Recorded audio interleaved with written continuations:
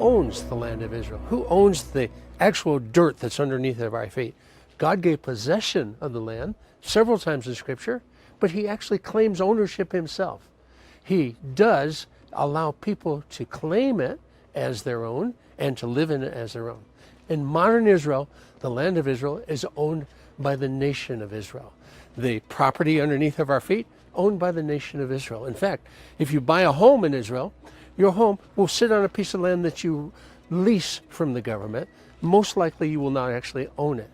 But there is one piece of land that's completely different from that here in Israel.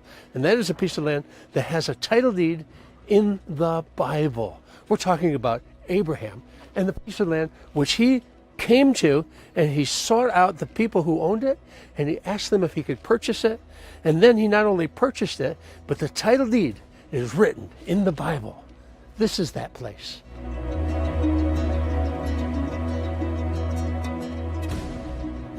If you've ever tried to purchase something in the Middle East, you might have been in a situation where you had to negotiate the price of what you're going to buy. And the usual way you do that is you ask the price. The shopkeeper gives a price which is enormously over the price. And you might say, no, no, no, and give him a price which is maybe 1/4 of what he suggested.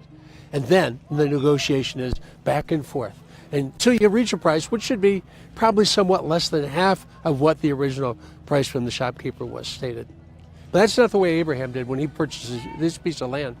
Instead, he went to the owner and he said, I want to purchase this piece of land. And the owner said, I will give you this piece of land.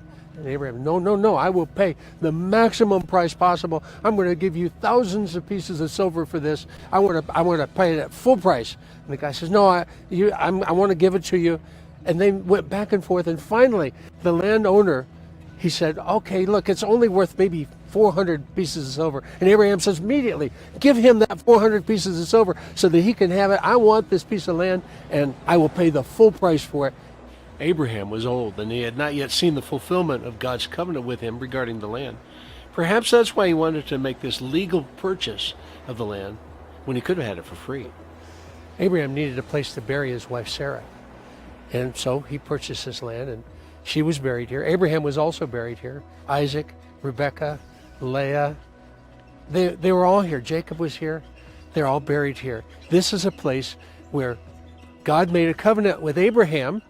Abraham made a covenant to purchase the land. And we still yet today celebrate the fact that God's covenant is permanent, everlasting, and this place is a symbol of God's eternal covenant together with us as well.